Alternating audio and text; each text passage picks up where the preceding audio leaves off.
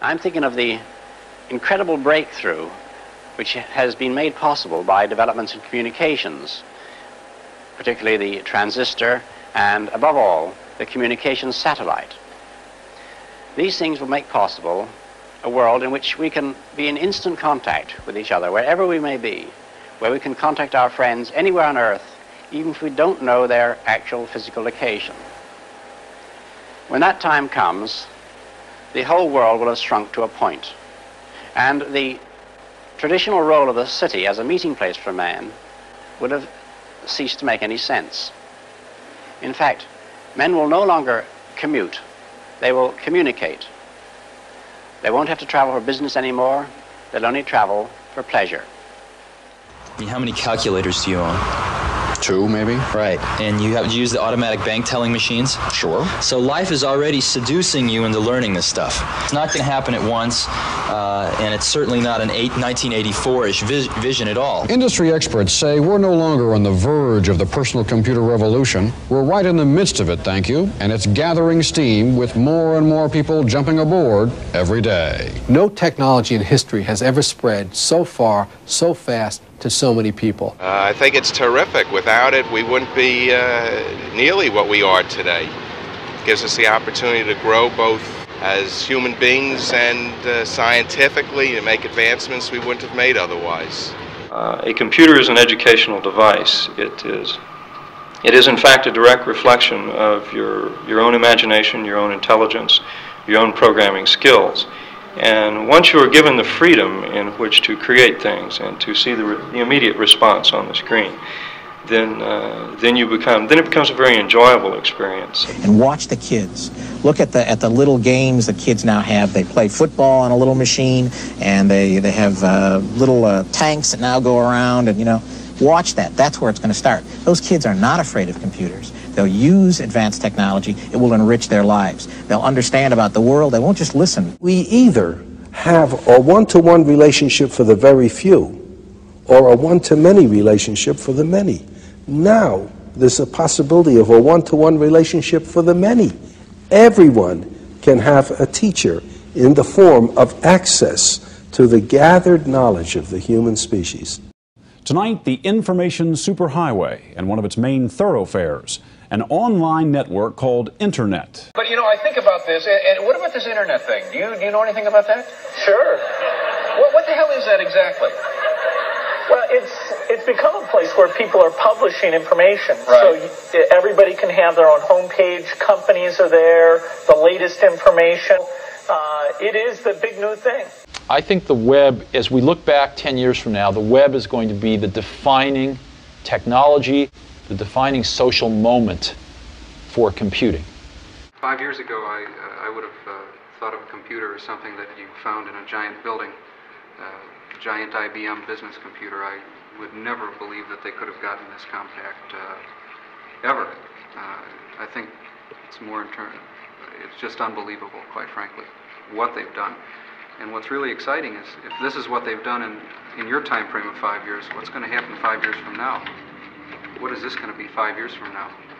And what are kids like him going to be doing 5 years from now? That's really exciting.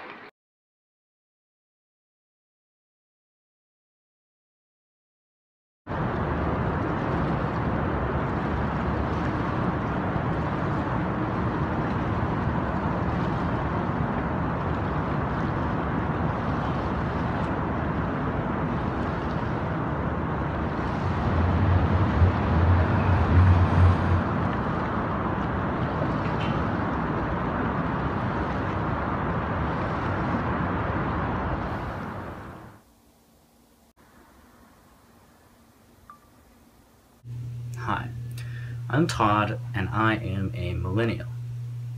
It feels uncomfortable saying that out loud. It's like millennial is kind of synonymous with lazy, entitled snowflake. And that might be valid, but I'd argue that our generation has a very significant advantage over our predecessors, and that is our familiarity with the internet. I took an AP English class in high school, and we had a seminar where we were talking about one of the thousands of think pieces explaining how millennials are the worst generation ever because of our over-reliance on technology. And one of my classmates agreed with the writer, saying how virtuous it was that previous generations had to learn and memorize everything, and our generation could just pull a phone out of our pocket and Google whatever we need to know, as if that was a bad thing. And even my teacher agreed with the writer, saying that our access to information devalues the traditional education process and dehumanizes learning. I couldn't disagree more with that, but consider how education is done now.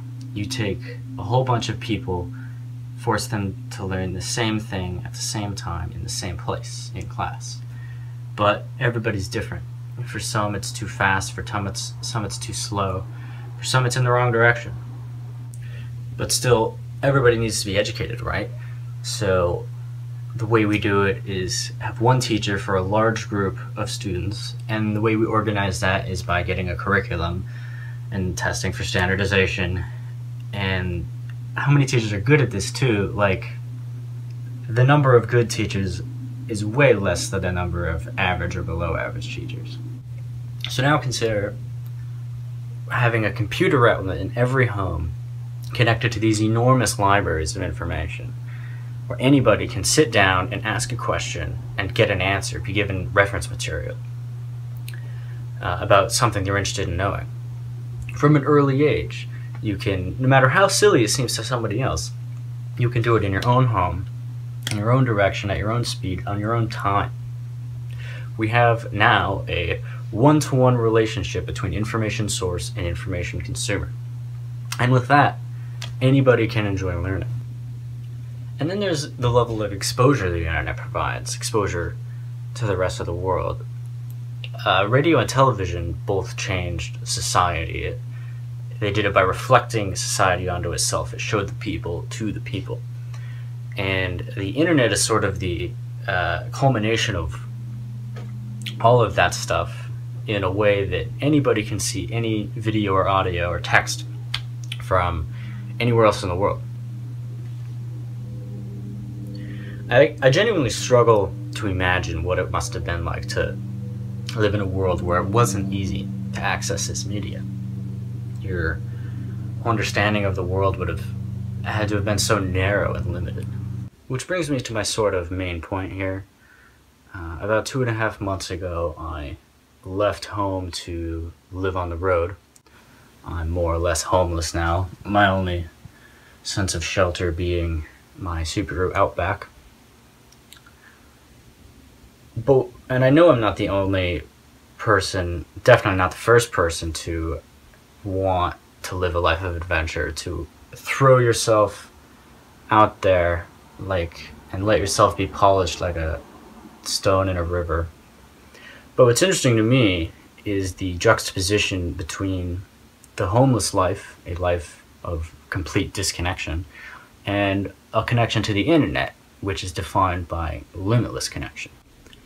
I've removed myself from family, friends, pets, any sort of fixated responsibility I had. I turned away instead to dedicate myself to a life of exploration and travel, at least for now. But even though I've physically removed myself, I'm still just about equally connected to everything that I was connected to before. Obviously, it goes without saying that I can talk to whoever I want through an internet connection, even face-to-face if need be. I can see news from all over the world, see video events from all over the globe. I can access navigational data, restaurant information, see weather forecasts from places that I may be headed. In the grand scheme of things, I'd say I'm quite well off for an adventure. Not to mention the fact that I live in a Subaru Outback, which acts as my sort of travel companion for the thousands of miles I've traveled.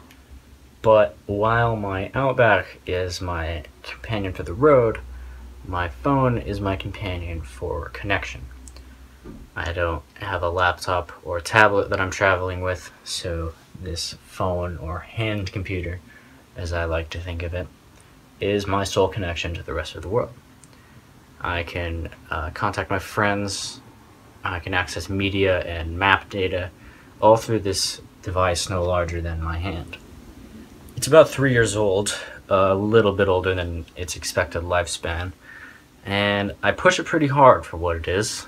I've had to perform multiple surgeries on it. I've replaced the digitizer and LCD twice, the battery, the ear speaker and bottom assembly. This device is just as essential to my functioning as my automobile. Without it, my connection to the world would not be there. Most dedicated travel adventurers would probably talk mad shit about the idea of bringing something familiar with you while you're exploring the exotic.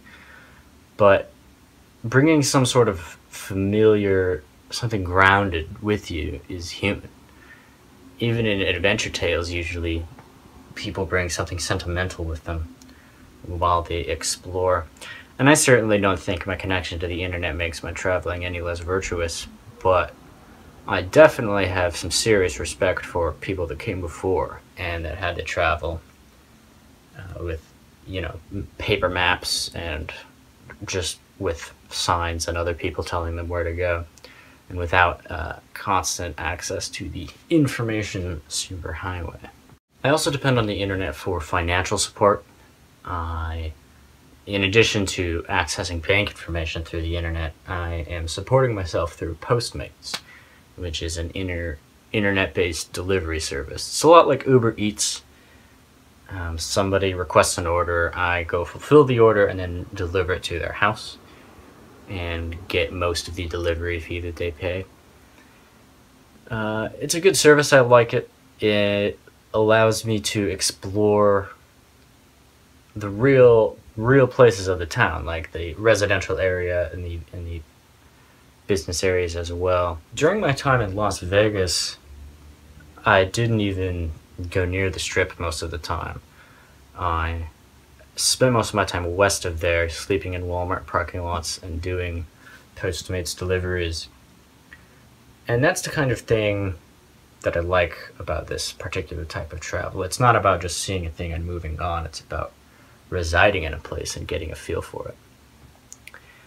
And I don't feel that an internet connection interferes with that process at all. If anything, I feel like it gives it context, seeing the rest of the world and getting an understanding of where you are at the moment. I watch late show hosts on YouTube, listen to current event podcasts, and I even see tweets from our own president. And I'd actually like to talk about that real quick. Donald Trump gets a lot of shit for tweeting. I hear it called unpresidential a lot, and I don't agree with that at all. Franklin Roosevelt was famous for being the first president to communicate with the people through radio, and JFK through television. And now we have a president using the internet to connect directly with his constituents. And I think that's quite profound. I mean, most politicians have staff-run accounts. It makes it feel very insincere to me. The real shame is that whomever ends up succeeding Donald Trump, no doubt, they're going to think, well, we obviously can't do what he did, and they're going to have to dial that back. And I think that's a real shame. I don't think there's a problem with Donald Trump tweeting. I think there's a problem with Donald Trump being Donald Trump. Anyway, though, the internet is the most important invention that mankind has created. It has changed the status quo more than any invention that preceded it, and it has completely redefined what it means to communicate. Imagine going back in time and explaining the internet to somebody like Shakespeare and saying that, yeah, we have these magic books with infinite pages in it. And everybody has the same magic book. Anything you write in it shows up on their books, and anything they write in it shows up in your book. It also has every other book ever written, which means it has all the information of mankind. And you can talk to anybody, anywhere, at any time. They would be mind-blown by that. It would shatter so many of the boundaries of society to them, and that's what the internet has done. And that's not even describing to them what audio and video is, which is obviously such a huge part of the internet anyway. I was born in 1995, so around the time I became accustomed to the internet was when DSL was taking off and internet speeds were getting much faster, so it was a much richer tool to use. The first summer I had an internet connected computer, I mostly just spent time looking up wallpapers and screensavers and cheat codes for N64 games, and then of course the golden egg, RuneScape.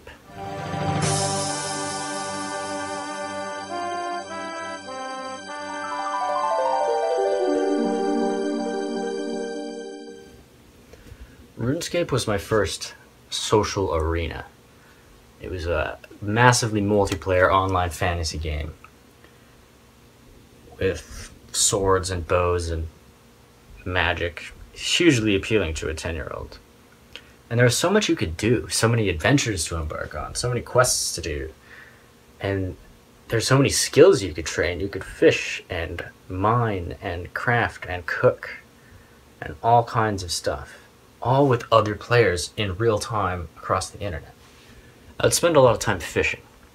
I would stand on a dock with a whole bunch of other players, and you would just click the water over and over and over and over until you just catch so many fish that it filled your inventory. And then you would walk over to a vendor, sell all your fish, and walk back and repeat and fish and fish and fish. Eventually you would level up your fishing skill and you'd be able to buy better fishing gear and catch bigger fish. The best part, though, sitting on the dock tediously grinding to level up, were the other people that were there. The internet gets a lot of shit for the hostile people that can show up due to the anonymity of the internet, and there's some truth to that, but more often I find people to be so genuine on the internet. You could talk about whatever the fuck with whomever the fuck, and then you could add them as a friend, hang out later, go slay some noobs, make more friends, and talk about whatever.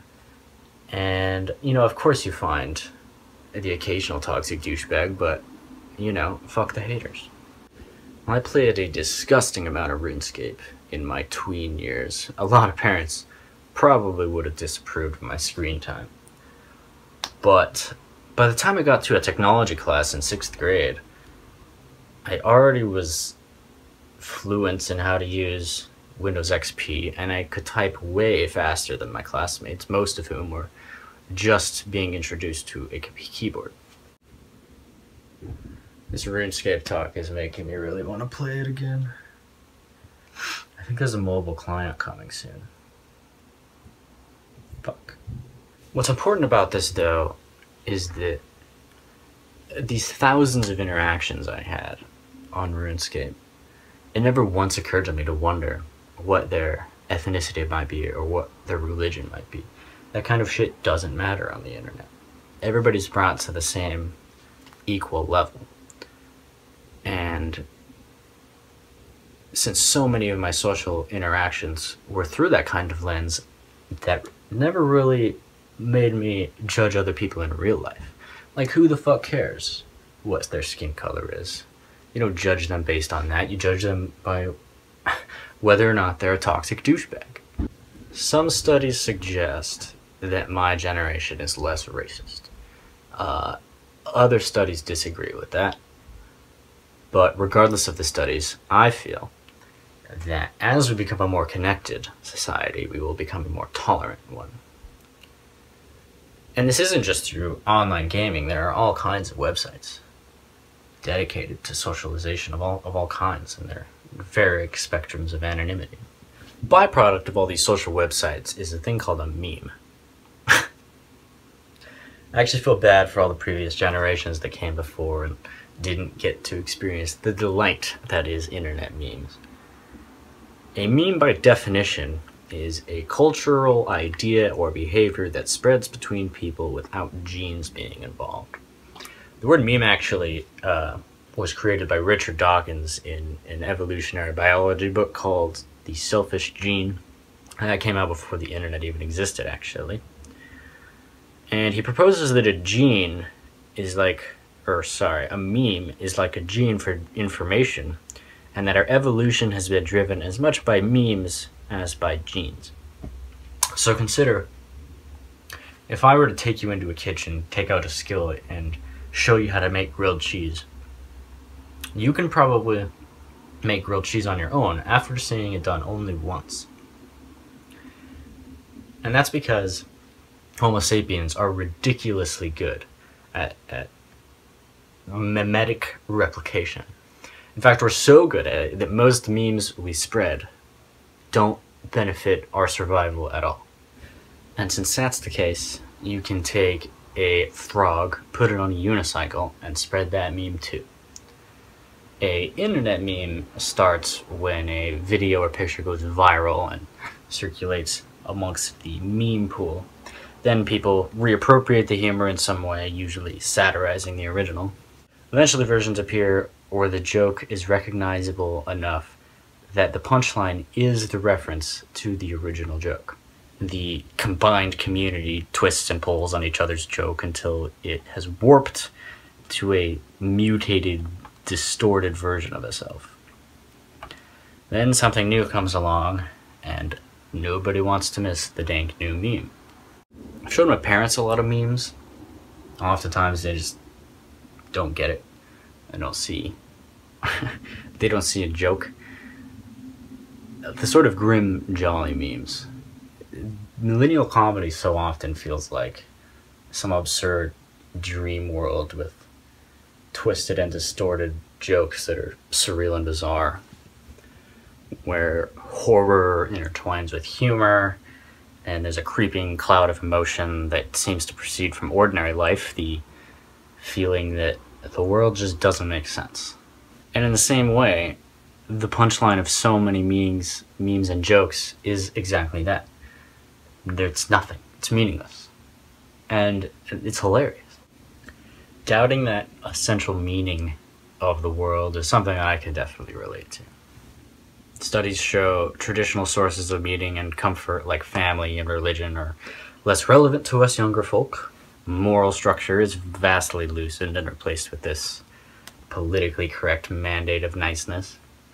Millennials are told to go to college, make money, but find themselves in debt from student loans, unable to secure high-paying jobs, and then they're pressured to buy houses, marry, and have kids, all while trembling at the economic pressure of those prospects.